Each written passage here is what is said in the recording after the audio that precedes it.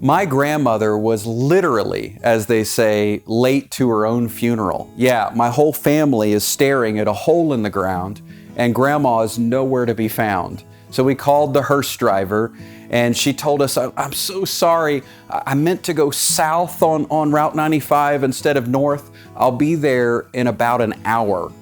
An hour? Well, we had a minister ready, and he had stuff he had to get to. So he told us, I can't wait. I've got to go ahead and start. And so the minister began, and we waited, and we waited, and then he got to the part where he had to commit Grandma's body to the ground, and he said, I really can't continue from here.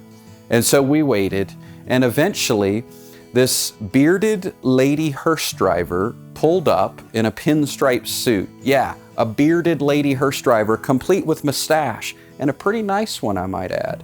She gets out, brandishing a script in her hand, and she says, I'm sorry I'm late, but I've delivered the deceased and I'm ready to do the ceremony. Do the ceremony? My mom, her normally calm facade, is now showing a few cracks. She says, wait a minute, we've already got a minister and he's halfway done. The bearded lady hearse driver in the pinstripe suit, she says, no, you don't understand, it's a package deal. You're gonna have to pay for it either way. And she says, it's my first time, but I really feel I'm ready. My mom assures her that we're just fine without her. And you know, from there, with the funeral, it really went off without a hitch. But I tell you that true story to make a point. Christian, are you late to your own funeral? I mean, have you witnessed your own death? Have you signed your death certificate?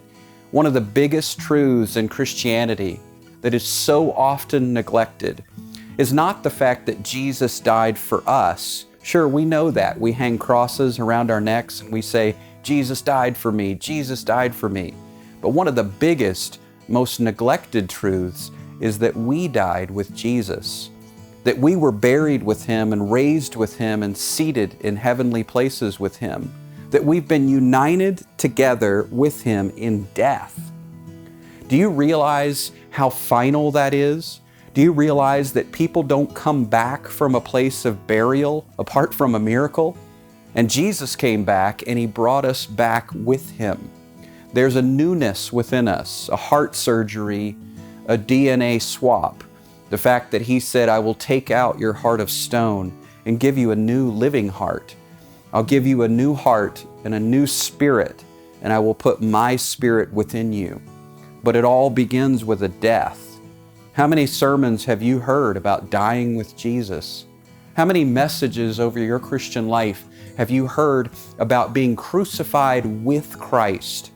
You know, it's a neglected truth, but it is a most important truth.